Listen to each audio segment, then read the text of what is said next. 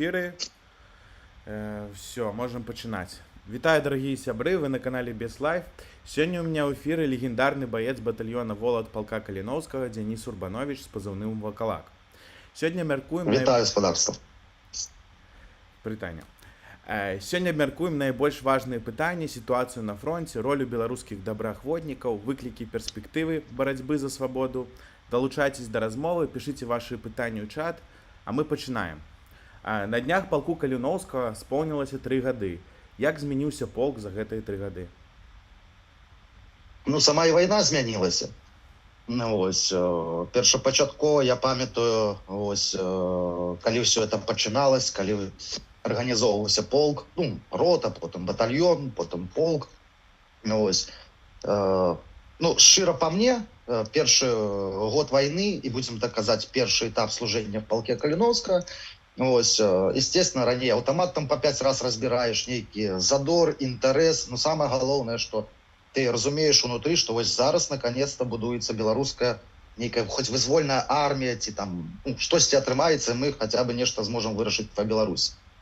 З цягам часу, да, першапачаткова вайна ішла так, что не было яшчэ столькі дронаў. Першы год это год вайны, калі усе людзі, украінцы, беларусы, неважно, плячом к плячу біліся на фронте. Я хочу сказать, что там кожны бабулька, кожны дзедулька заўсёды нёс там по каструле супа кудысьці там на пост ці куды. А уже другі год вайны, будем так сказать, это год новых технологий. Это уже БПЛА, это уже дроны.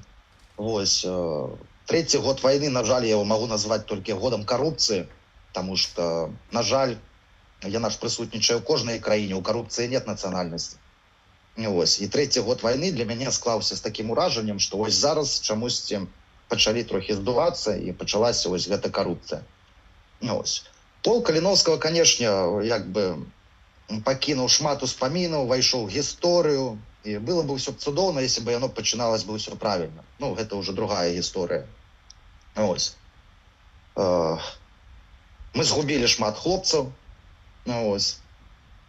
будем так казаць, цвет нацыі. І за 3 гады, за 3 гады, будем так казаць, даже падыходу, через 2 гады дзесьці, калі у нас адбыўся раскол, калі там чулі, ведалі, калі убрали там Міколу Ванішу, нейкія пачаліся там рэформы. Я, шчыра кажучы, не валодаю інфармацыяй, якія там поўнасцю былі рэформы, хто там застаўся, там па апошняй інфармацыі засталіся тыя. Таму як бы першапачаткова полк натхняў, і штосьці вось будзем, мы тут паваюем, пойдзем Беларусь вызваляць. З цягам часу, конечно же, надзеі гублялись. Все роўна, як-ніяк, гэта гісторыя, вялікая павага ўсім, хто там быў, і хто там ёсць, тим хлопцам, байцам, нізкі паклон. Таму як бы дзякуй Богу, што полк святкуе 3 гады. Дай Бог, Божа, будзе там і 4, дай Бог, будзе і 5. Все залежыць ад шчырасці, ад чыстага сэрца, і, конечно же, ад саміх беларусаў. Як бы так. Чаму ты выбраў пазыўны Ваўкалак? Можа, з гэтым ёсць нейкая гісторыя? Ваўкалак, шчыра кажучы, я калі не памыляюся, калісьці ў свой час прачытаў аповесць ці балада Ваўкалакі, не памятаю. Хутчэй за ўсё, это Зенона Станіславовича Пазняка кніга была, бо это просто было даўнавата. І потым у свой час, ці в 9-м годзе, ці ў 8-м, я дакладна не памятаю, прыехалі некаторыя людзі з эміграцыі, бо на той час жа ўсе ж 10-й год, выбары, там нейкого кандыдата трэба падтрымаць, там ці Саннікава спадара, ці Статкевіча, это мы уже там, І тады мне прывезлі гэту кніжку Пазняка, калі я не памыляюсь, і прайшоў час, мы стварылі спартова-патрыятычны клуб, і ён называўся «Белы Ваўкалак». Это на Лагойшчыне. Арганізатарам гэта клуба быў былы дыпламат, прэс-аташэ Владимир Васильевич Полупанов. Ему дапамагаў у арганізацыі журналіст Петро Сабіна, дваіх пакуль не магу назваць, бо яны знаходзяцца ў Беларусі. Будем так казаць, трохі прытрымліваемся, да. І як бы ніколі не думаў, што буду ваяваць, і ніколі не думаў, што прыйдзецца браць пазыўны, калі гэта ўсё пачалося, я чамусьці падумаў, што не, вось я ваўкалак, таму што з ваўкалакам звязана гісторыя з маімі сябрамі, з ваўкалакам звязана Лагойшчына, моя дарагая родная, якую я заўсёды думаю кожную раніцу, кожны вечар. Вось. Ну і будзем так сказаць, вырашыў. Гэта не просто так прыйшло ў галаву. То бишь, гэта у мяне ўжо было, просто я не думаў, што я буду воевать і придется браць пазыўны. Но, как бы, будем так казаць, я быў азнаёмлены і з ваўкалакамі, з 3 ордэнамі. Можа, чулі пра ордэны ваўкалакаў, ёсць шэры, белы і чорны. Ось. Я аднашуся к шэрам. Ну, гэта гісторыя, гэта частка фантастыкі, гэта адкладзем. Ось. І як бы узяў ваўкалака. Хотя я христианин, и я думаю, Павел Константинович Северинец сказал бы: Денис, то ж ты же христианин, ничего не зробишь. Я и христианин, я и не супротив ваўкалакаў, тому як Господ один. Ну, так. Слухай, ходзяць чуткі, што вы з пабрацімамі вырашылі пакінуць полк Каліноўскага. Чаму і ці гэта значыць, што батальён Волат пакідае полк, ці толькі частка ваяроў? На дадзены момант пераводзіцца частка. Ну, как бы я тут не буду полностью всю информацию давать. Мы ее дадим тады, калі она будзе ўжо неабходна і больш актуальна. Бо на дадзены момант мы даже не ведаем, што як можа быць. Уходзя частка, у тым ліку я. Ось, мы пераходзім у другі падроздзел. Это не тое, што ты выходзіш, но мы не будзем знаходзіцца на тэрыторыі міжнароднага легіёна. Ну, там, дзе знаходіцца, конечно же, полк Каліноўскага, бо юрыдычна полка Каліноўскага не існуе, і ён з'яўляецца часткай вось менавіта міжнароднага легіёна. І прашу заўважыць, легіён это і ёсць падмурак ПКК. Ну, на гэтым жа падмурку ён і будаваўся. Потым уже, калі мы адышлі ад Азова. Ось. Таму прынялі такое рашэнне, ёсць на гэта рад розных прычынаў. На жаль, я не могу зараз назваць, но я абяцаю, што як толькі ўсё, я назову гэтыя прычыны, чаму, як і чаму мы прынялі такое рашэнне. Батальён Волат зараз, як бы уже, будем так казаць, беларусы, яны ёсць беларусы. Мы уже тут не делимся, там, Волат, Літвін, вось, там, полк Каліноўскага, бо все воюем, у нас ёсць страты. Ось, я заўсёды переживаю за хлопцаў, і мне ўжо без разницы, ці ў тэроры хтосьці, бо ў тэроры тоже мои сябры, ці там БДК, там тоже мои сябры, в Афіне тоже мои сябры. Ну, везде ж наши сябры, я за ўсіх іх переживаю, я не могу их разделять, там уже, якія яны, кому адносяцца. Зараз тая ситуация, что нас не вельмі шмат.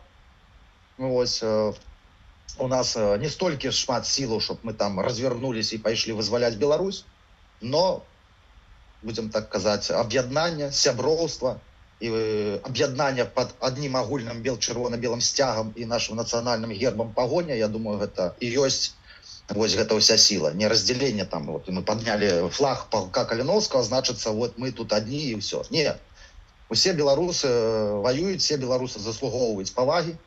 Все, хто прайшоў фронт, неважно, он там быў артиллерии, ці дзесьці яшчэ, ну, акрамя тых, хто в кіевскіх котлах сидел. Ну, ось. Таму, як бы, для мяне вось так. Я думаю, что пасля таго, як усё переводныя працэсы скончацца, конечно же, мы агучым, там, ці я, ці, можа, хтосьці іншы, аб тых прычынах, па якіх мы пераводзімся. Ці будуць там выключна беларусы у гэтым падраздзяленні? Толькі беларусы, толькі беларусы. А назва толькі беларусы. Яшчэ раз? Назва падраздзялення уже ёсць или яшчэ пакуль? Пакуль яшчэ не. Добра. Як ты ацэньваеш ролю беларусаў у змаганні за Украіну? Ахвярна. Я хочу сказать, что белорусы бьются на ўзроўні украінцаў аднолькава. То бишь, бьются аднолькава, ось, дапамагаюць усім, чым могуць. Ну, ось, я шчыра кажучы, ось, после там заяв этих Трампов, там, не дадим там дапамогі, там, штось яшчэ, я был там на одном собрании, где были только украинцы, там, академики, там, еще кто-то. Ну, ось, я памятаю, я встал и кажу, что, ну, не дадуць гэтай дапамогі, ничего страшного, с ножами пойдем воевать. Трэба будзе, возьмем лопаты саперные в руки, пойдем штурмовать посадки, гасить оккупантов. Ну, а что зрабіць? Вось таму как бы ахвярныя беларусы яны ёсць, яны тут. Вось, канешне, зараз на 4-й год вайны ўжо пора падумаць трохі аб іншым, бо час ідзе, сітуацыі мяняюцца, і міжнародна-палітычныя, і ўнутраныя ва ўкраіне, і все, і зараз больш акцэнта трэба рабіць, што мы будзем рабіць з нашай краінай. Вось, бо тыя беларусы, якія тут, у них ёсць вялізны вопыт, веды, і вось гэта вялізная ну, как так сказать, усе вось, хто воюе, яны могуць, дарэчы, абучыць і падрыхтаваць тысячи, даже десяткі тысячаў і беларусаў, я даже больш скажу, і тых і палякаў, і літоўцаў. Вось. Таму і на этом трэба рабіць акцэнт, бо вайна ж не резиновая, не расцянецца надоўга. Ну, вось, не будзе она там 10 год, 15, 20, к чамусьці прыйдуць. І не забывайце, што на дадзены момант гэта вайна не народная, это вайна з інтарэсамі вот некалькіх палітычных выблюдкаў, выбачаюсь за маты, інтарэсы розных алігаркаў і прастытутак. І я адразу скажу, што это касаецца і Расіі, і Беларусі, і частка украінскай улады, не народа, а частка украінскай коррумпированной улады, которая там тоже не туда лезет. Ось. І за это страдае просты народ. Ось. Ну, мы, беларусы, як мага, так і памагаем. Дзякуй валанцёрам, якія робяць усё магчымае таксама. Ось, как бы большага не можем. Можем зрабіць большее, конечно, зробім большее. Як, дарэчы, змянілася валанцёрская дапамога за 3 гады? Ці памагаюць так, як раней, ці больш, ці менш? Як ты ацэньваеш? Шчыра кажучы, я як бы так не цікавіўся. Ёсць валанцёры, дапамагаюць, як было спачатку, так і засталося. Там хтосьці машыны ганяе, можа там чулі, вось аўтаполк з Жаркевіч. Так. Яны ганяюць, там дапамагаюць машыны, там Хелен Менская, шмат людзей дапамагаюць нашых родных беларусаў. Ось. І как бы не магу сказаць, што зараз менш пачалі дапамагаць і пачалі больш. Дзесьці, ось, як было, так і засталося. Это я кажу тое, што я ведаю. Я не ведаю, як там дапамагаюць в палке Каліновскага кіту, точнее Прохорову, ці там не ведаю астатнім, я кажу ось менавіта, што я ведаю. Як бы ось такая моя адзнака. Валанцёрам таксама вялікі дзякуй. Такое пытанне, ці ёсць сёння сярод баявых адзінак беларусаў ваяры ўзроўня Брэста, Волата, Барта, і каго бы ты мог назваць? Я не ведаю узроўня ў сэнсе, хто больше маскалей забіў? Ну так, Ці, можна так сказаць, так. Такі, які вось, ну вот есть як Борт, Волат, там Брэст, якія такія былі, ну, завадзілы моцныя. Я памятаю, калі іх бачыў там у палку, то яны прям, ну, завадзілі людзей. Ну, вот бачыце, завадзілі.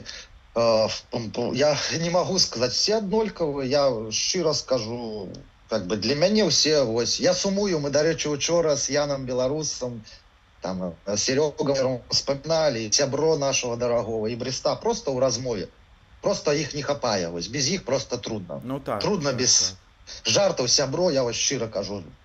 Вось, цяжка і без Бреста, і без Волата, без сапраўдных байцоў і камандзіраў вырашаць вось зараз эти цяжкія пытанні. С этими прилипшими к корытам розные, не воевать не хочуць нічога, толькі грошы по карманам распихивать. І іх, шчыра кажучы, вельмі не хапае. Я заўсёды вспоминаю і прошу Господа, щоб іхныя душы былі там, дзе трэба. Ось. Конечно, мы, ну, я не могу зараз даць адзнаку, хто вышэйшы, хто да якога ўзроўня дасць іх. Я не могу этого сказать. Нам просто гэтых людзей не хапае усім сэрцам. Я так адкажу. Ну, згоден. Можа быць, ты ведаеш якраз, як склаўся лёс старога штаба, чым яны займаюцца зараз? Ну, гэта Мікола, Ваніш. Бо тут ужо ходзяць чуткі, што тут яны фонд адкрылі нейкі ў Варшаве нават. Новый. Я чуў пра фонд просто ў сувязі з тым, што я тут займаўся іншымі справамі і ўсё, я как-то так чытаеш там нейкія навіны, дзесьці штосьці, там ось скінулі, ага, там фонд адчынілі. Ось, я, наколькі мне вядома, на гэты фонд рыхтуюцца бумагі. Ось, і калі мне вядома, на іх ужо там падалі ў нацпаліцыю, ну, гэта ўжо займаюцца аддзельныя людзі. Ось, на праверыць, наколькі там усё празрыста і ці ёсць адмыванне грашэй. Но я шчыра скажу, я не цікавіўся, бо я не магу разарвацца на ўсе там часткі, щоб пацікавіцца. З чым займаецца штаб стары? дакладна скажу, не ведаю. Вось, кажуць, што іх у Кіеве бачылі, кажуць, што там у Польшу ездзілі, шчыра скажу, не ведаю, не цікавіўся.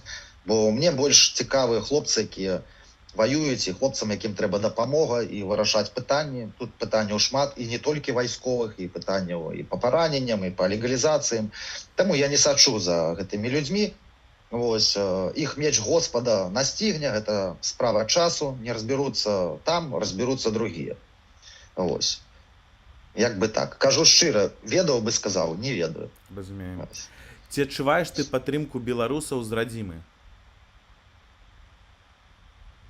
Ух, на радзіме якраз такі вось усё дрэнна, і будзем так казаць, як так сказаць, маі сябры ўжо, аднакласнікі, вось усе, я з німі не спілкуюсь, увогуле ні з кем.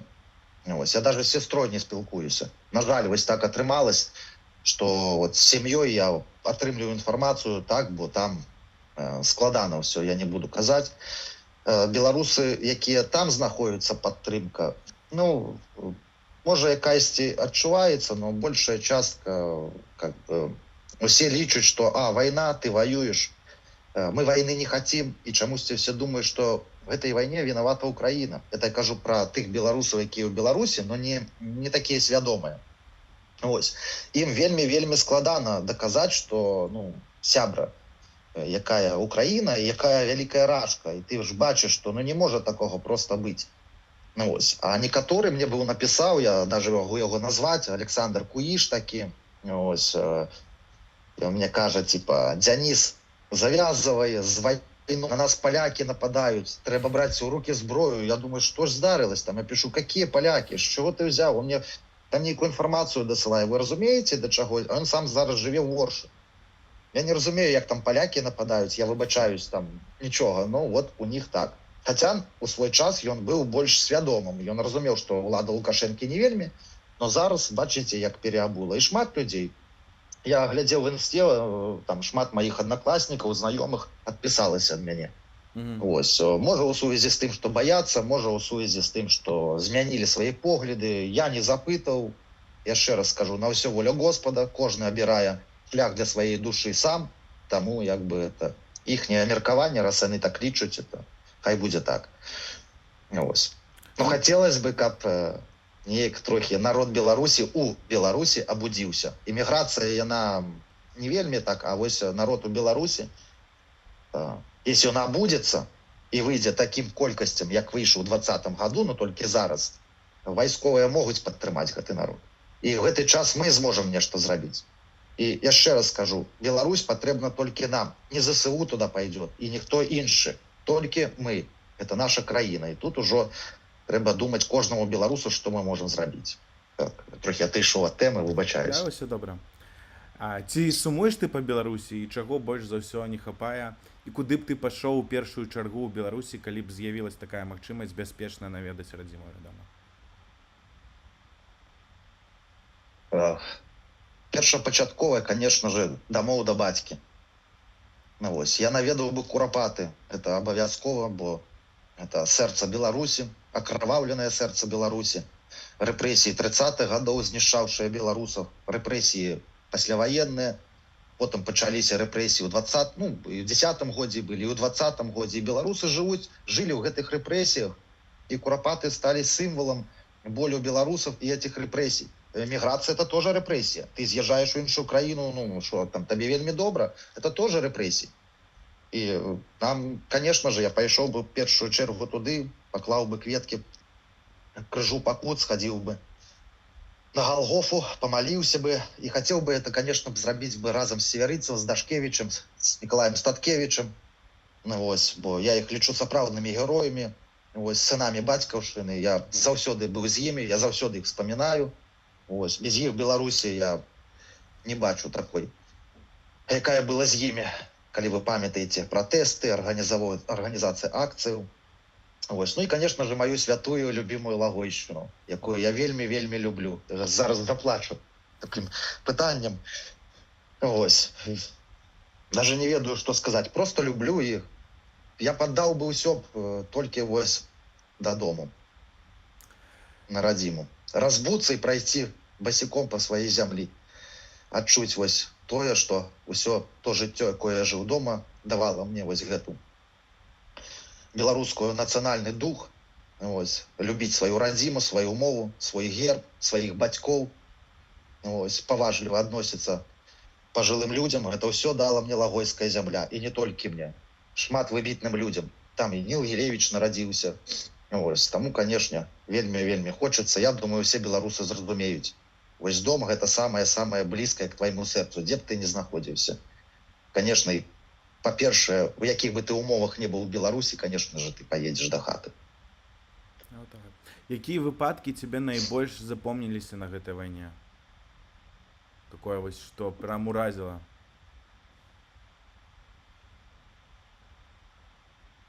Я не знаю, як сказаць так. Уразіла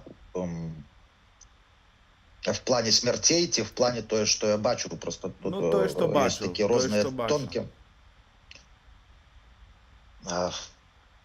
Вось наш апошні выхад в Бахмут, ну, как это, апошняя оборона Бахмута, я так сказаў бы. Вось, я распавядаў у некаторых інтэрв'ю, вось, калі у нас там адбылася такая сітуацыя, хлопцы пагіблі, ўсё, і той малады хлопчык, які быў са мной, ну, я думаю, ты яго ведаеш, вось. Он меня просіў дабіць яго, станаў, ну, там такая ситуація атрымалась. Ось, но потым, калі я уже там выбраўся, ну, там падаспелі на дапамогу, і наш пакойны генерал Мыш, ось, калі меня уже там накололи трохи, обезболили, я лежаў, і этот медик, які мяне обезболиваў, яго моцна паранила, там все штосьці гарела, дымелась, там же арта працавала 24/7.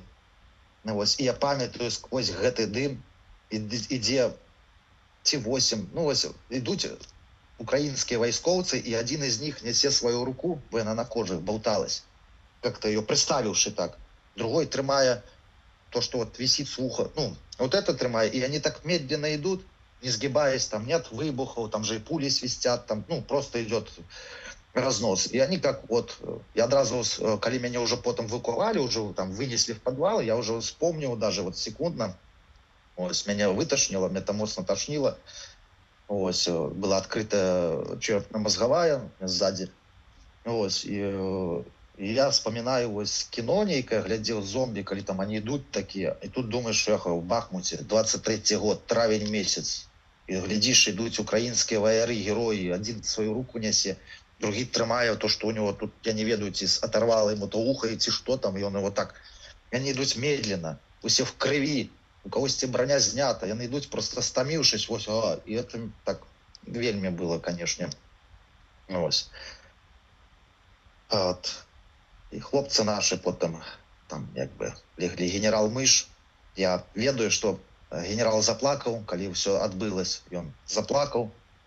Ось один з бойцов наших, ён яго на руках нёс. Ось, ты таксама этого бойца ведаеш, і вот он сказаў, что вот заплакаў наш Мирослав. Ось. Ну, а потом ось и Мыша не стало. На жаль, просто там была такая неразбериха, там просто русские штурмовали так, что аж ось, это просто эти зэки табуном шли там, ось, и арта она полностью разносила, и вельми тяжко. Ось, с нашего боку я все разумею. Я ввогуле лечу бахмутскую мясорубку помылкой украинского командования, потому что это бессенсовное место было, где просто клали людей, можно было лепше организовать оборону. Ну, это не мои уже нюансы, это пусть разбираются спадар президент, ось, и кіраўніцтва, народ Украины, мы уже чим можем, тим допоможем. Ты перажыў 33 контузии, 5 параненняў і клінічную смерць. Там... Ну? 33 контузиями, просто я сказал, что у меня их шмат, я не памятаю, у меня медик покойный, мне их там штук 17 налечил, потому что 10 не уковали, потом там 20 штости одна, но это я так сказал, а написали так, я, ну, ось, с контузиями тяжковато, ось, со скепками, там, с кулевыми, яшчэ, там больш-менш, а с контузиями, вот сегодня дождь ідзе, ну, сегодня на дворе трохи изменилось, я уже, ось, каву пью, хоть мне каву нельга пить, и я уже трудновато себя отчуваю, у меня звон в ушах стоит. такі вось, ну я ось таблеточку выпіў, бо вот перепад этот немного дае, а так як бы, ну, это ж вайна, мы нічога не можам. Дзякуй Господу, што захаваў маё жыццё. Можа, часткова дзесьці і неправільна, бо я, шчыра кажучы, не вельмі вось, ну, хлопцы все нашы ўжо там, з тымі, з якімі я добра спілкаваўся, з якімі я даўно, ну не все, ну вось, і бывае такое, што ты вось думаеш, а як это так? Там уже большасць нашых, там мы ж, там частка маёй групы, якая выходзіла са мной, а я вось тут. Ну, значыць, так Господу угодно. Нічога не зробіш. Ну, лечымся. Я хочу сказаць, што ёсць у хлопцаў пасур'ёзней паранення, і ім больш патрэбна дапамога. І ось я дык яшчэ нічого страшного, а ёсць гораздо хужэй. Але ж выходзіць пытанне, не думаў скончыць вайсковую кар'еру і заняцца звычайным жыццём, бо ўсё ж такі, ну, толькі параненняў, столькі кантузій, можа быць беларуская палітыка, бо у цябе такі вялікі палітычны бэкграунд. Да, я планую завязывать с войной, но, будем так казаць, зараз я упэўнена сказаць не могу. Я гэта скажу, калі мы уже правядзем рэформы по маладому фронту, калі мы зможам там прадставіць новае кіраўніцтва, калі мы зможам апублічыць уже і сказаць про наш проект, які мы падрыхтавалі, ну, які мы хочам зрабіць. Зараз просто ситуація ў тым, што я не могу так і тым займацца, мне дапамагаюць ось люди. И по сутности я думаю, что як бы у дальнейшем, магчыма, я завяжу з войной и займусь нейкай там палітычнай движухай, ці не ведаю, ці можа хрысціянскай, ось, паглядзім. Не могу дакладна сказаць, бо я сёння вось так, а завтра, не дай Бог, вось штосьці іншае, а можа і не дажыву, я ж не ведаю. Я к смерти адразу аднашуся так, ну, адразу скажу, задаюць обычно вось такое пытанне, чаму люди боятся смерти?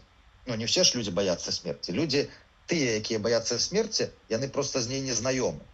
Таму яны яе боятся. Той, хто з ней сумеў пазнаёміцца, это, будем так казаць, воины, якія ходзяць штурмы, это не толькі беларусы, украінцы, яны яе не боятся. Яны к ней относятся вось так, жартливо. Может, для обычного человека так диковина, ой, а чаму ж ты так кажешь? Ну, для нас это не диковина. Тому я как бы покуль не закидываю вудочки, а просто так подрыхтовываюсь, мало ли. Если Господь дозволит, я выживу в этой войне, и все, дякую Богу, займемся политикой. Если нет, ну тоже ничего страшного, хлопцев побачу там. Ну, все ровно. Хотелось бы, конечно, штосьці для радзімы зрабіць і вернуться домой, и, конечно, я готов все магчымае рабіць у розных накірунках, палітычных, вайсковых, неважно. Галоўнае, чтоб рухалось пытанне по Беларусі. Якраз Если есть альтернатива приехать зараз в Польшу и поднять там белорусов, и мы идем вызволять Беларусь, я скидываю контракт, кидаю зброю, звольняюсь и одразу еду туды. Ну, это... Разумею. А што зараз адбываецца, дарэчы, з маладым фронтам? Існуе яшчэ гэта арганізацыя? Ну, конечно, я ж ёсць, хлопцы ёсць. Таму як бы у прошлом годзе 8 верасня была прысяга. Гэта не публічылась, адразу кажу. Ось. Мы адразу думалі публічыць, но потым адму. Плюс маладафронтаўцаў узнагародзілі некаторых, якія вось, з них адзін былы кіраўнік маладого фронта, бо у нас жа шмат ваюе, у нас Эдді Клобаў загінуўшы, ён таксама ж быў супрадседателем маладого фронту. Сябро ж быў калісьці ў маладым фронте, я ж маладафронтавец. І у нас жа ваююць хлопцы, якія ў маладым фронте, у тым там Воскар, Сергей Пальчевскі, ваяр, там, ну, ёсць яшчэ хлопцы, не буду называць. Ось. Таму дзякуй Павлу Северынцу за такую цудоўную арганізацыю, якую ён стварыў. Дзякуй там, Дашкевічу, усім, хто трымаў, таму што вось малады фронт таксама на вайне. Не ўвесь, но на вайне. На жаль, у нас тоже ёсць людзі, вось з Демиденком Міколам мы ж не думалі, што у нас так атрымаецца, што толстые крысы начнут набивать себе кишени и мутить свои там какие-то аферы. Ось. Не в семье, не без урода. Тому як бы... Ну, так. Ось так. Это коротенько, чтоб зразумели. Долучайтесь до организации, калі ласка. Там, кто глядить. Ось. Если есть годные, да, годные люди, годные националисты, калі ласка. Это ж не обовязково там быть войсковым, ці там нечым. Молодой фронт, ось, он заўсёды адстаивал правы беларускай мовы, заўсёды змагаўся на тое, чтобы детки вучыліся на мове, абаранялі хрысціянскія наши каштоўнасці, гістарычныя, курапаты. Ну, арганізацыя шмат чаго зрабіла ў Беларусі. Я памятаю, хтосьці мне сказаў, а што вы там робіце, а што вы там рабілі? Ну, прабачце, Ташкевіч за это пастрадаў, і Севері, я не буду тут распавядаць, но кожная апозіцыйная арганізацыя нешта зрабіла ў Беларусі. Ну, ось. Там, дзякуючы Статкевічу, там, дзякуючы там, кампаніі «Еўрапейская Беларусь» мы выходзілі, падтрымлівалі палітвязней. Потому что, а кто пойдет на площадь с плакатами подтрымливать политвязней? Ну, Ромашевский с Ковальковой не побегут, потому что, ну, на нары придется сесть, они ж не любят на нарах сидеть. Ну, ось. Конечно же, пойдет Северинец, Таткевич, там, я памятаю, хтось там казал, что вот вы любите в тюрьме сидеть, с чемоданами туда бегаете. Ну, господарство, змагання в Беларуси просто так не проходило, за это пришлось трохи отрымливать. Тому, я не ведаю становішча іншых арганізацый, но Малады фронт ёсць. Пакуль мы все живые, яна будзе. Дай Бог правесці рэформы і дай Бог запусціць тое, што мы плануем. Ну, я думаю, все будзе шыкоўна. Самае галоўнае, щоб жила Беларусь. Ось. І все рабілась дзеля яе. Ты казаў пра курапаты. Ці сочыш ты, што адбываецца ў курапатах зараз? Бо там За курапатам я заўсёды сачу, бо гэта для мяне... Ось, зараз, конечно, вельмі дрэнна, там шмат спарахнелых крыжоў, размаляваныя помнікі, іх ніхто зараз не выцірае, тому что если там прыйсці, напрыклад, крыжу Ластовска, там нехта заўсёды маркером рисуе это слово «упырь», і это робіць один і той же чалавек, і чым сітуацыя? Калі ты туды прыходзіш сцерці гэта, тебе арыштоўваюць. Ось, і атрымліваецца, ось за апошняя інфармацыя у мяне была, може, тижні два тому, вибачаюся, у початку лютого. Початку лютого, до речі, вона публікувалась у Фейсбуці. Ось, і вельмі шмат крижов ляжить, повиривана. Яни ж як їх зараз ламають? Їх не треба з пилою пилить. Ти підійшов ногою і зламав його. От Дашкевичеві крижі, ну, як Дашкевичеві, білоруський народ, який поставив разом, ну, Дашкевич організатор, кажу, от ти б ногою точно б не зламів. А ось гэтые спарахнелые, ну, ви ж бачите, Зенон Станіславович за курапати кричить, а всі крижі зганілі і замінити не змогли. А Малады фронт пайшов і зрабив. Ось. Ми сочим, вельмі переживаем. Ось. Ну, ми всі ж розуміємо, що Лукашенко такий чоловік, що я вельмі боюся, щоб зараз після нашого інтерв'ю, що туди бульдозери не поїхали. Ось. Не дай Бог. Ви ж це розумієте. Ну, уже такое не было, дай до Бог, речі. конечно. Ось. Я сподіваюся, ти уласники. Ну, я вам сразу скажу, що з одним із них я спілкуюся. Я прозвище его называть не буду. Он крупный бизнесовец, один из компаний Суриса, из Айдасов и из Рилевичей. Ось. Частка з них осознала то, что они зробили, но они осознали, правда, поздно. Ось. Частка не осознала. Тая частка, яка в основном все осознала, это после периода 2020 года. Пасля вот этих кровавых подей, когда всех латашили. Ось толькі яны тады зразумелі, что все-таки ось зрабілі помылку с этим будаўніцтвом, и ось так и так. Но уже было поздно. Это 100% информация. Я размаўляў на эту тему с этим человеком. Ось. Яго все ведаюць, и вы ведаете, и ты ведаешь. Но я не буду называть его. Тут бы там еще затрымаюць в Беларуси. Ось. Ну так. А може він уже і в Ізраїлі, не ведаю, треба буде запитати. Може вже і в Ізраїль полетів, бо вони ж усі з габрейськими пашпортами, там, якби, ось. У канцы чэрвеня 2022 года загінуў легендарны камандзір Брэст. Яшчэ трое герояў таксама з ім загінулі. Акрамя гэтага, двух ваяроў Яна Дзюрбейка Тромблі і Сергея Дзяксева Клішча узялі ў палон. Ці ёсць нейкая інфармацыя, што з імі зараз, і як ты лічыш, ці магчыма іх выцягнуць з палону? По апошняй информации, ну, информации, можно так сказать, практично нету. Всего лишь вот здесь она выплывает, там, единое, что мне сказали, что, якби, отсотков 95 Кліща і Тромблі нема у живих. Ось. Бо вижити у тих умовах, в яких знаходяться полонні, плюс над імі больш здзекавались, тому што яны беларусы. Гэта інфармацыя была, калі я не памыляюсь, ад азовцаў, якіх калісьці абмянялі, я памятаю, і хтосьці у нас там казаў на штабе, што ёсць два беларуса, над імі вельмі здзекваюцца, бо ну типа они крычалі наёмнікі там вось. І я не выключаю, што можа іх уже жывых не... Это такая інфармацыя. Я вельмі хочу, щоб Тромблічка і Клещик все былі жывыя, і мы іх вярнулі, но вы разумееце всю саму сітуацыю. Ну, ось. Вярнуць іх з палона, як бы, ну, яны ў спісках падаюцца, ну, все равно, яны пішуцца, падаюцца, все, но вы бачыце, што нічога. Даже і калі былі бы беларусы, якіх тут нахаваталі ў Вагнеры, там, калі вы памятаеце, двое ж былі у палон попали з Вагнера. Вось была б магчымасць абмяняць. Я не ведаю, чаму этой магчымасцю не скарыстались. На жаль, я тогда был заняты. Это уже пытанне тым, хто сидел возле вот этих вот и пиарился на этом видео. Вось. Как бы вось адзінае, што я могу сказаць. Но я все-таки вось спадзяюся, што хлопчыкі жывыя, і я спадзяюся, што мы іх побачым. Вось. Адзінае, што мы можам, гэта только молиться, каб вось яны там былі ўсе жывыя. Як ты лічыш, як змянілася вайна ў параўнанні з 2022 на 2025 год?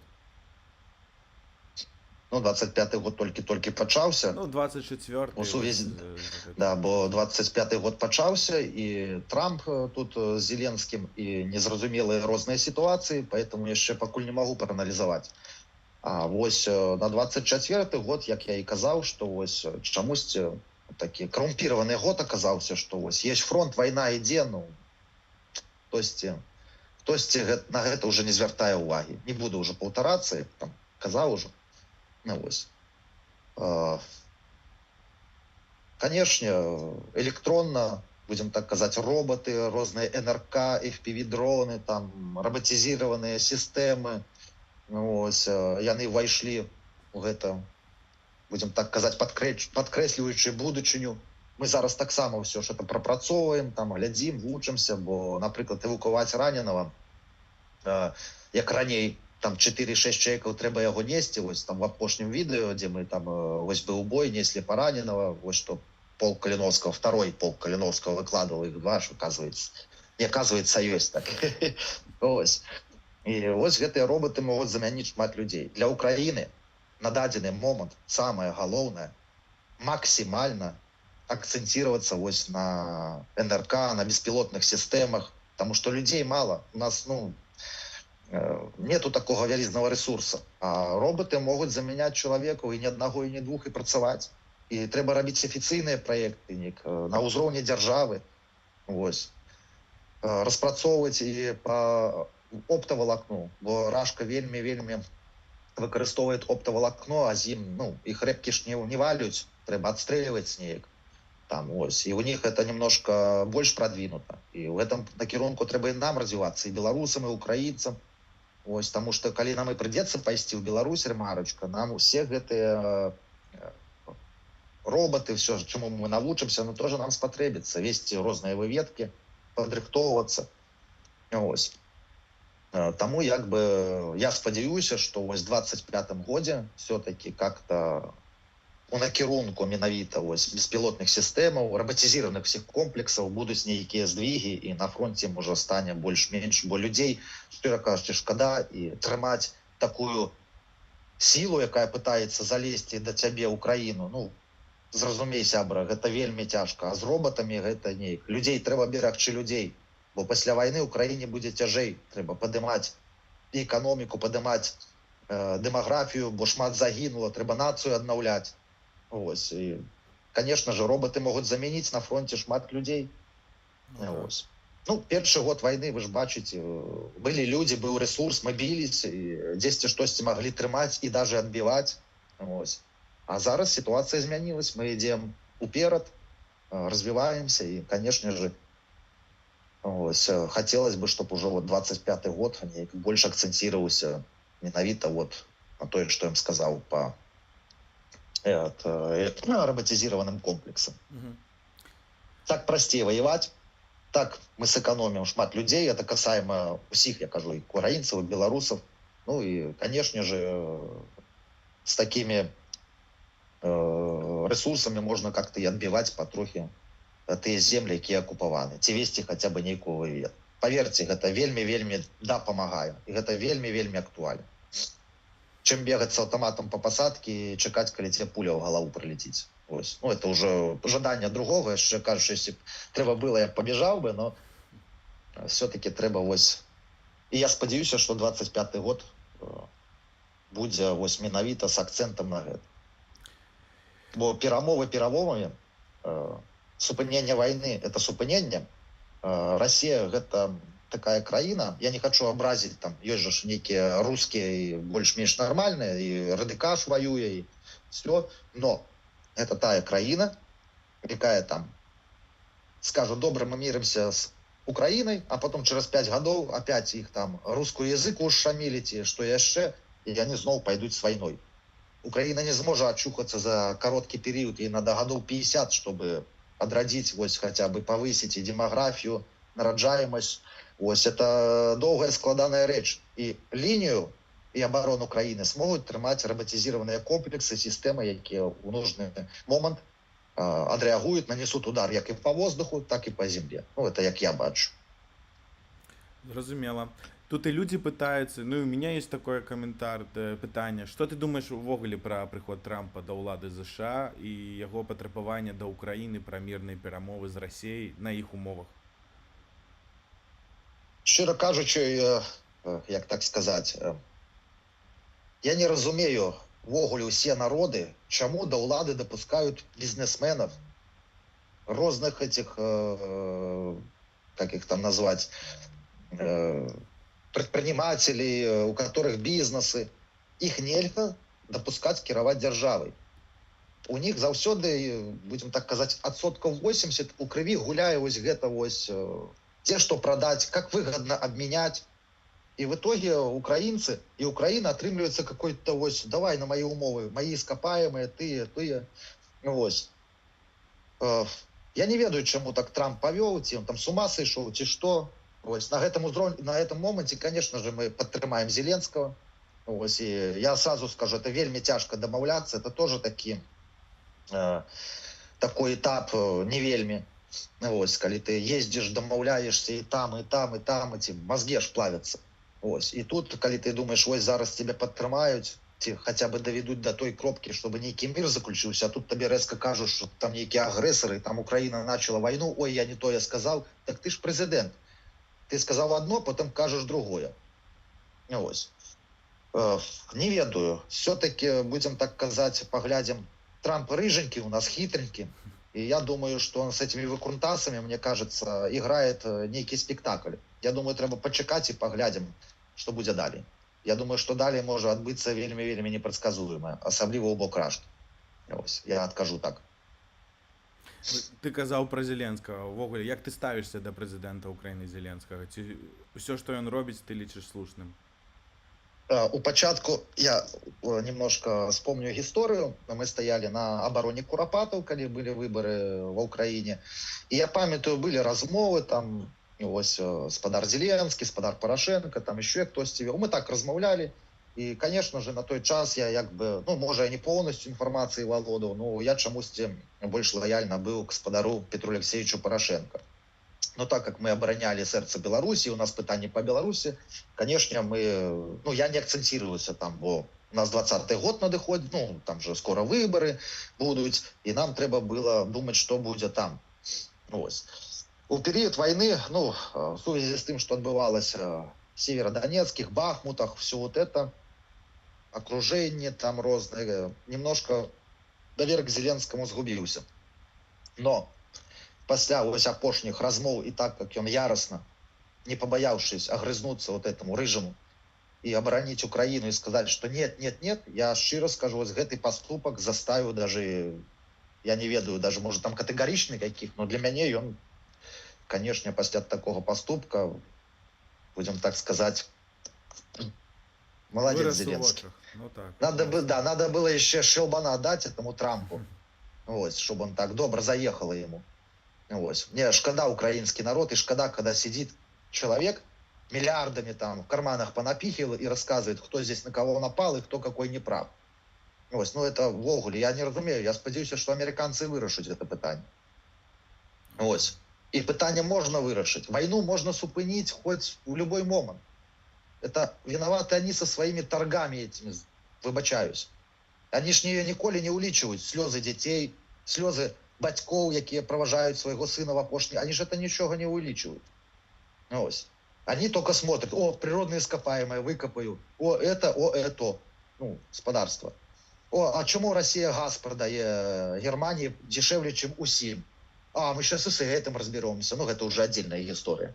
Тому, конечно, гаспадар Зеленскі зрабіў все магчымае. Самае галоўнае, чтобы ён стаяў на тым, на чым ён стаіць і зараз, на сваём патрабаванні. Ну, вы ж разумееце, што вайну можна спыніць, і можна было і раней спыніць. Ось, но вы ж бачыце, што вот эти мировые, как их назвать, даже язык не поворачивается, лидеры, я сказал, мировые коррупционеры, которые лезут во власть, чтобы потом там поприкалываться, как этот Илон Маск. Занимайся своими ось машинками. Политика – это не твое, сябра. Ну, я так сказал бы Маску. Господар Маск, политика – это не твое. Ось. Ну, вы же разумеете, если мы все в самолет сядем, у нас не будет пилота, и все дружно проголосуем за чувака, який збирає электричные Теслы, ті штості, и он сядет за штурвал, вы полетите в этом самолете? Нет. Ось. А Україні треба допомогти. Не Зеленському допомагаєте, а українському народу. Ось. І я не ведаю, смотрить Трамп там некие видосы, ті, может, ну, я думаю, он смотрит новину, он глядит, что отбывается в Украине. Вот мне цікаво. Он глядит, сколько загиблых мирных, куди ракети пролетели. Ось. Он не бачив ще деток в Бахмуті, которым там в чане варят эту кашу, они с каравыми этими кушками бегут, этого не бачу. Ось. А Зеленскі это все бачыў. Таму, естественно, в гэтым моменте я падтрымаю спадара Зеленского. Ну, Трампа, выбачаюсь, гэта какая-то несуразица ввогуле. Пришёўшы да ўлады, такую дзіч пачаў тварыць. С гомікамі там пусть разбираются отдельно. Но здесь слезы, война, кроў. И это пытанне трэба быстро, як мага хутчэй вырашыць, чтобы больше никто не загибал. Они сидят вот. Ну, ладно, кто я такі, чтобы уже там, будем так казать. Я спадзяюся, что Господ раскладзе все по своим полицам и зробіць все так, як потребно. А Трамп, что Трампу? Я думаю, что в котле в аду гореть придется долго за свои слова и за то, что он так подумал про Украину. То есть, откажу так. Ну, ЦРУ уж не застрелить, спадзяюсь. Трамп мыслівы, можа і отпомстить. Ну, так. Вже спрабавалі пры тым, але ж не атрымалася. Добра, а каго ты лічыш лідарам беларускай апазіцыі сярод тых, хто зараз на волі і сярод тых, хто зараз у турме? Ёсць такія людзі ввогуле, лідары? Для мяне, як бы, ось тыя, хто зараз у турме, не ўсе лідары. Ось. Тыя, хто змагаўся дзесяцігоддзямі з рэжымам Лукашенко, и потом там у тюрмах сидели, той же Статкевич. Сколько Статкевич просидел до того, як сесть ось зараз. И он полову своего життя потратил ось на эти отсидки. И он лидер. Павел Константинович Северинец, якого там и так, и сяк. И он лидер. И гэтыя люди, которые не зломаются. Даже если им пистолет в голове приставить, они не зломаются. Они лидеры. Той же Змитер Дашкевич, той же Макс Винярский, Андрусь Войнич, Афнагель, Яуген, ну, шмат. Пазняка я не могу назвать лидером нации на дадзены момент. Той, хто на волі. Я його лічу цудоўным гісториком, письменником и поважаю Зенона Станиславовича. Вельми, не хочу образить. Но як політик, пробачьте, ноль. Його політика не устроє молодь. Молодь хоче жити по-іншому. Молодь хоче іншую Білорусь. А з Зеноном Станиславовичем нам придется потім білі стіни фарбувати у червоні. Тих, хто не розмовляє на білоруській мові. Зрозумілі. Ось, тому якби Білорусь не може без Пазняка, ви це зрозумієте. Но політика Пазняка може розбурити Білорусь. Тому якби з повагою Зенон Станиславовичу я його підтримую, все, но як політика на дадений момент я не восприймаю. Ну і ще наконт війни. І більше вибачаюсь, і назвати лідером тих, хто на волі, я затрудняюсь, тому що, ви ж розумієте, імміграція – це теж покутливість, но сидя у турме, ну, Лукашенко ж так само, зачем йому треба було садити там першопочатковий там Северинца, там ще когось, ну ладно, з Тихановським там зрозуміло все. Ну, ось. І, естественно, ось гэтыя хлопці, ну, а хто зараз там, ну, Латушку я не можу назвати, Тихановську, упаси Господь. Ось, там, кого, Бабарика, ну, Ну, Бабарика у такие, турмі так как само. может, да, ну, Бабарика в тюрьме сидит, Адольф Гитлер в тюрьме сидел, Сталин в тюрьме сидел, и что зараз? Гитлер дрэнный, Сталин дрэнный. Ось. А у той час их подтримливали, и их могли бы назвать политвязнями. Так и Бабарика. Бабарика, будем так сказать, да, сел в тюрьму. Но он сел в тюрьму не из-за того, что он там разозлилась. Он сел в тюрьму, потому что Лукашенко давал в свой час рекомендацию на посаду директора Газпромбанка. І Лукашенке вельмі не спадабалась вось гэта, это асабістая помста. І як бы не сидел бы Бабарика, ось, и он за его сердце это полностью русский мир. Как бы он ни рассказывался, там, мы любим там Костуся Калиновского, 25-го Соковика, его свята, бо у 19-м годі казав одно, у 20-м другое. Ось.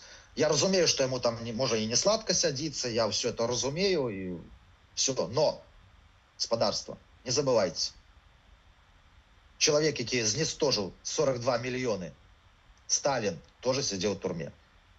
Человек, який забил 21 миллион, Адольф Гитлер, тоже сидел в тюрьме.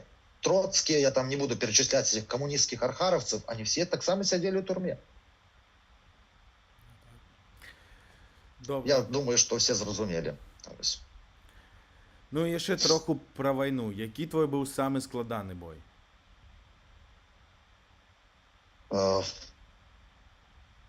Кліщівки.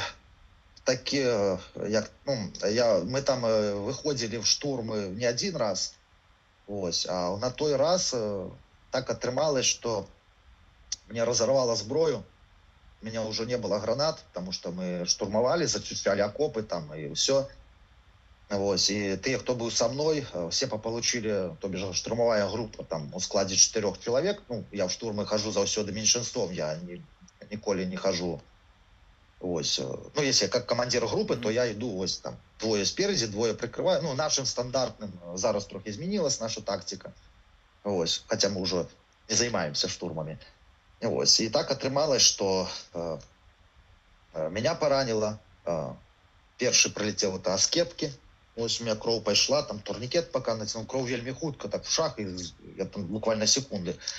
Ось, и уже коли по рации передали, что у нас в бок рухается там 6 и 4 орки, я не памятаю. Ось, были прилеты, нас там, где мы засели, окапывались, было пристрелено, и туда начал лопотать СПГ-9. Ось. И у меня автомат лежал на бруствере, и со мной еще хлопец сидел, был прилет, у него одразу тоже аскепков несколько, меня сильно оглушило, автомат разорвало. Ось, я повернулся, у хлопца полпятки не было, там пока кровь это свистала, как фонтан, и отрымалось, что у нас была одна зброя. Я перший раз сидел, я разумел, что отбывается, но я не мог ничего зробить, бо у меня порвало перепонку еще левую, и я, как вам так сказать, это когда тебе по голове дадут, и ты вчухиваешься, что отбывается, что робить. Ось. И здесь, конечно же, щиро скажу, я немножко, будем даже сказать, немножко даже прибоялся. И вот это было самое складанное, еще выйти оттуль. Вот самое тяжко. Зайти тогда, а вот выйти, особливо, когда все поранены, это вельми складано. И когда у тебя нема зброї, даже застрелиться, это увогуле. Одни только русня дохлая валяется, и их не автоматы боишься брать, бо мало ли. Сюрпризами. Ось. Ну, с сюрпризом я там хватал и все, но ось. Ну, дякую Богу, резервная группа нас прикрыла, и набравшись сил, мы вышли. Я планую выкласти скоро видео, и там будет частка ось гэтага выходу, где мы выходим пораненные. Ось. И вот, да, в Клещівке на той час для нас, вот для меня это был складанный бой, потому что я оказался в ситуации, когда у меня ни хрена ничего не было. И не только у меня, зброю разорвало еще и ты, кто со мной был. У нас был один автомат на 4, и ни одной гранаты, и ничего. Зрозуміло. Ось. Якое твоє головне ожидання на ближайшую будущину? Самое главное, чтобы скончилась война, чтобы перестать уж на все это глядеть. Потому что, коли ідзе воздушная тревога, и детки идут у школу, и они уже даже не дергаются. Для них это, ну, просто я живу недалеко коля одной школы, и я так вот, бываю, назираю, что воздушная тревога, дети там бегают, а тут дети идут в школу, все смеются, бегают, гуляют, и думаешь, Украина, господи, да помоги Украине, як вось так, ну, вот. И чтоб скончилась хутчэй война. Это самое першае. Домой мы вернемся, ось, ну, хай будзе это на другім этапе вяртання ў Беларусь, но самое галоўнае, чтобы скончились слезы и кровь. Якой І падтрымкі тыя коррупцыянеры, да, і тыя коррупцыянеры, якія дапусцілі шмат памылак, понеслі за это пакаранне. Я думаю, зразумелі, про каго я кажу, і якой падтрымкі цябе і тваім пабрацімам зараз не хапае больш за ўсё? я даже шчыра кажучы не ведаю. Усе падтрымліваюць, все добра. Ось. Ну, я даже не ведаю, что сказать. Ось. Усього хапае, Якой мне карацей. падтрымкі. Усяго хапае. Самае галоўнае, калі нам патрэбіцца дапамога, я звярнусь да вас, да цябе, Сергей, там, да, беларускага народа, скажу, хлопцы, дапамагіце. Ну, я вось так скажу, на дадзены момант, ну, спраўляемся. Спатрэбіцца дапамога, падтрымка, мы звярнемся. Ось. І так нас жа падтрымліваюць, і за нас жа молятся. Я ведаю, што і палітвязні за нас молятся, і мы за іх молимся. Ось, это тоже вялізная падтрымка духовная, потому что фізічна, это фізічна, но человек на войне вельмі спекается морально, психологично. Ось, ты на все это глядишь, на всю эту несправедливость, чему так, чему не так, и естественно. Ось, и падтрымка духовная, она вельмі гуляе вялізную роль. Ось. І самое галоўнае вучыць беларускую мову, это самое галоўнае, бо беларусы уже забываюцца, мы так скоро і не зможам быць беларусам. Ось. Трэба заўсёды памятаць, што наша нацыя, наш падмурак, ён якраз таки складае з той гісторыі, якая была з нашим народам. Ось. І мова беларуская, это частка гісторыі. І наше змаганне ў будучыні будзе часткай гісторыі. І мы не павінны гэта ўсё неяк адкласці кудысьці на бок там. Мы павінны гэта ўсё сабраць і аналізаваць і ў будучыні не дапусціць вось такога, што адбываецца зараз, як і з Беларусю, так і з Украінай. Над нашымі памылкамі трэба будзе працаваць як і над нашымі, так і над тымі, якія былі зроблены, калі былі ў Беларусі. Ось. Таму вось гэта я буду лічыць таксама падтрымкай. Ну, дзякую за цікавыя адказы, за цудоўную размову. Тут цябе шмат хто вітае, і Лахвіч перадае вітанне, і Хелен Мінская. Лахвіч, жыве Беларусь ад сэрца да сонца. Вось, дзякуй. Хелен Мінскай таксама абдымашкі, я выбачаюсь. Вось, усіх любім, всіх вітаем. І самы галоўны наш вечны вокліч, жыве Беларусь. Это самае галоўнае. Жыве вечна. Ну і, вядома, слава Украіне, бо ўсё ж такі. Героям слава і нізкі паклон украінскай нацыі, моцнай нацыі, якая б'ецца, неўзіраючы на ўсе складанасці, якія зараз адбываюцца. Вялізны паклон і слава Украіне. Конечно, ніяк. Мы ўжо сталі, будзем так казаць, не толькі суседзямі. Ось. Дзякуй цябе за тое, што пагадзіўся прыйсці і распавесці сваю гісторыю. Супер, мне вельмі падабалася. Таму... Дзякую. Ну, журналістам таксама дзякую, вы ж асвятляеце як-ніяк. Таксама мы ж не можам жа без асвятлення розных падзеяў і спраў. Вось там нейкія зборы абвяшчаць. Таму, ну, кожны па нітачкі, журналісты сваю справу робяць, валанцёры сваю. Вось і агульна мы к чамусьці все роўна прыйдзем рана ці позна. Ну, вось. Дзякуй. Все, тады скончываю. Все. Все, завершыў. Дзякуй, што прыйшоў. Класна, мне здаецца, цудоўная размова.